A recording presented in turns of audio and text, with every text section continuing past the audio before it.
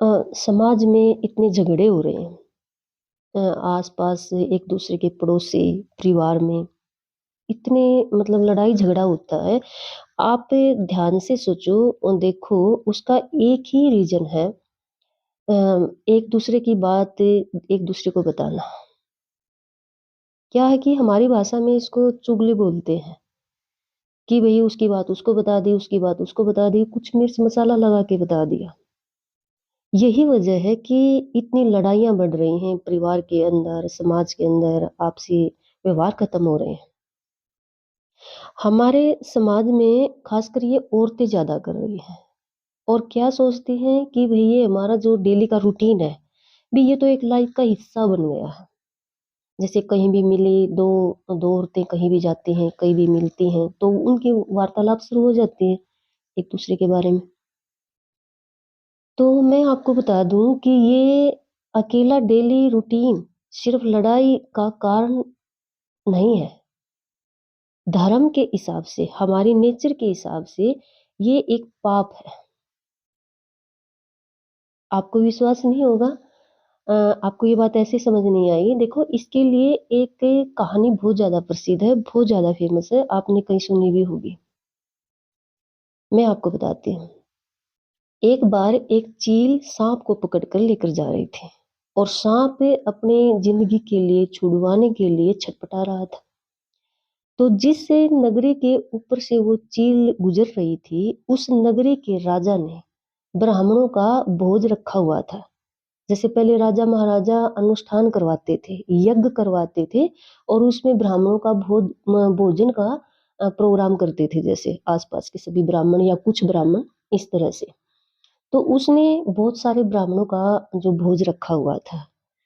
तो खाना बाहर ही बन रहा था, खुले मैदान में। जहाँ से वो चील साँप को लेकर गुज़र रही थी, वहीं नीचे ब्राह्मणों के लिए खाना बनाया जा रहा था। जब साँप अपनी आज़ादी के लिए, छुड़वाने के लिए छटपटा रहा था, ज़हर फेंक रहा था, तो वो ज़हर नीचे बन रहे खाने में गिर जाता है और किसी को पता भी नहीं चलता है। वहाँ आस-पास कोई नहीं देख पाता है कि भी ऊपर चील साँप को लेके जा रही थी और साँप का ज़हर खाने में गिर चुका है। किसी का भी ध्यान इस बात पर नहीं जाता है, वहाँ जो खाना बना रहे थे। तो होता क्या है कि पहले क्या करते थे कि सभी ब्राह्मणों को एक साथ भोजन करवाया जाता था भोज के अंदर। तो जैसे ही सब ब्राह्मणों को एक साथ भोजन डाला जाता है और जिस प्रसाद में वो ज़हर गिरा हुआ था, जैसे ही सबको वो एक साथ दिया जाता है, तो वो प्रसाद खाते ही सब ब्राह्मणों की डेथ हो जाती है वहीं पर। तो नेचर के न्यायाधीश भगवान भी देख रहे थे। अब बात ये आ जाती है कि राजा ने भी पूरा अपना जो तहकीकात करवाते हैं, लेकिन किसी का भी दोष नहीं मिलता राजा को। तो राजा की नगरी में ये जो केस बनता है, ये पेंडिंग ही रह जाता है। और जो नेचर के न्यायाधीश, सबसे बड़े न्यायाधीश, परमात्मा देख रहे थे, वो भी सोच में पड़ जाते हैं। भी इतने ब्राह्मणों की डेथ हो जाती है। अरे! एक ब्राह्मण की डेथ का भी बहुत बड़ा पाप माना जाता था। और वहाँ पर इतने ब्राह्मणों की डेथ हो जाती है तो खुद जो परमात्मा भी सोच में पड़ जाते हैं कि इस पाप की सज़ा किसको दी जाए? चील को दी जाए। भई चील को कैसे दें? चील तो अपना खाना लेके जा रही थी, ये सृष्टि का मतलब नियम है। जैसे ये हम भोजन श्रृंखला एजुकेशन स्टडी में भी पढ़ते हैं ना, तो ये तो वही चील अपना काम कर रही थी। उसने को जानबूझ के साँप का ज़हर निकाल के तो ब्राह्मण की हत्या नहीं की थी। क्या साँप को दिया जाए? भई साँप को भी कैसे दें? परमात्मा सोचते हैं। वो अपनी ज़िंदगी के लिए हर कोई छटपटाता है। साँप ने अपना ज़हर जानबूझ के तो खाने में नहीं डाला, वो ब्राह्मणों की हत्या का कारण नहीं था। क्योंकि पाप उसको समझा जाता है कि जो जानबूझ के जिसने ये पाप किया। तो भगवान भी सोचते रहे। उन्होंने भी जैसे अगर हम बोलें कि हमारी जो आज मीटिंग बैठती है किसी भी टॉपिक पर डिस्कस करने के लिए, तो ये मतलब उन्होंने भी सोच विचार लगाया लेकिन कोई भी निष्कर्ष नहीं निकला। किसी ने भी ऐसी एडवाइस, ऐसी सलाह नहीं दी, ऐसा मतलब सिद्ध नहीं हो पाया कि भी सज़ा किसको मिलनी चाहिए। ये पाप, ये हत्या किसने की? तो भगवान की फ़ाइल में भी ये केस पेंडिंग ही रह गया।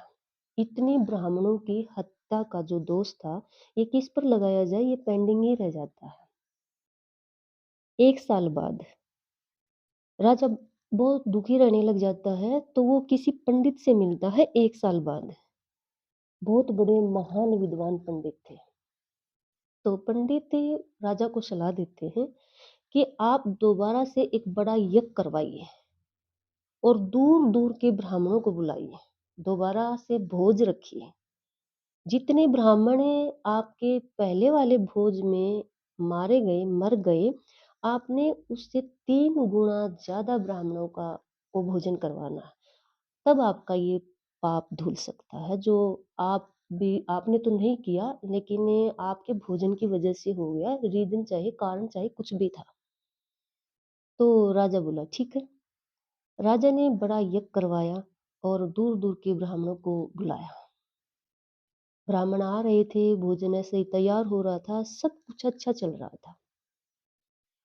राजा की नगरी में एक औरत तब भी देख रही थी जब पहले डेथ हुई थी, और दोबारा से आ रहे थे वो, तब भी देख रही थी कि अब दोबारा से ब्राह्मणों को बुलाया जा रहा है।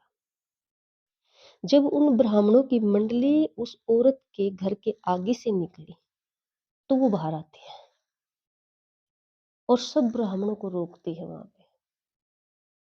उनको कहती है कि देखो, 1 साल पहले इसी राजा ने सब ब्राह्मणों को बुलाकर ऐसे ही भोजन करवाया था और खाने में ज़हर मिला के सबकी हत्या कर दी। आप किसी से भी पूछ लो।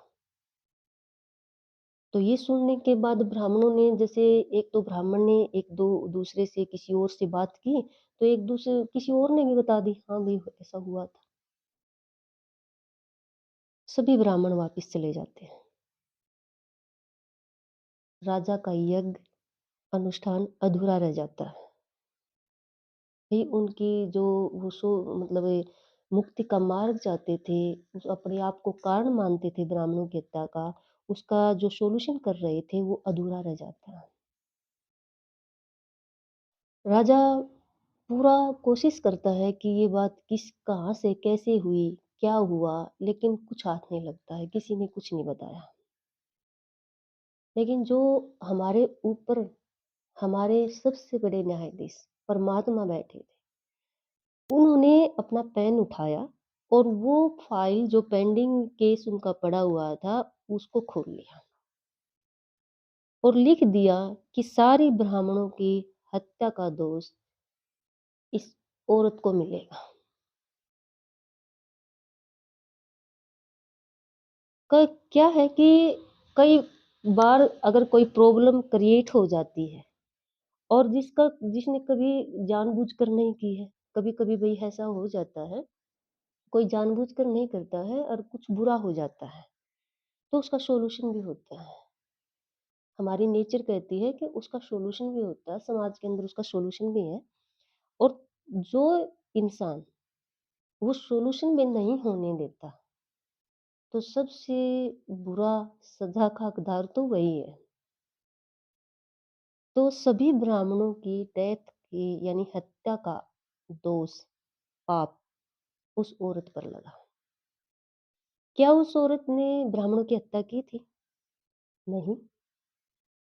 लेकिन वो कहते नहीं हैं कि जब किसी इस कहानी से एक और बात है कि कई बार हमको नहीं पता होता है सच्चाई क्या है, पूरी सच्चाई का नहीं पता है, तो दूसरे के बीच में इंटरफेयर नहीं करना चाहिए, हमें बचना चाहिए।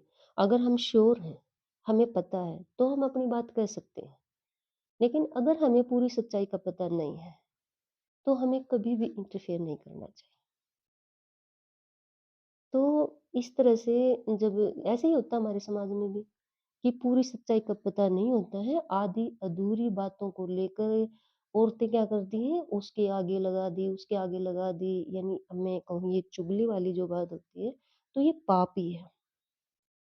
गलती कोई करेगा, लेकिन आप अपनी ज़ुबान से उस पूरी सच्चाई जाने बिना कुछ भी कहोगे, तो आप पाप के हकदार होगे। तो मैं तो आपको यही मैसेज करूँगी कि आप जब तक नहीं जानते हो किसी के बारे में, किसी के भी कोई उनका जो प्रॉब्लम रही है, तो आप कुछ ना बोलें। किसी तीसरे के आगे, दूसरे के आगे कुछ ना कहें। अगर आपको सही बात का पता है और आप सही कह सकते हैं और आपके कहने से सॉल्यूशन हो रहा है, तो आप ज़रूर बोलिए। दूसरे के बीच में ज़रूर बोलिए। अगर आप पे डिपेंड है कुछ से मतलब आपके कारण कुछ सही हो सकता है तो। नहीं तो पूरी सच्चाई जाने बिना आप ना बोलें।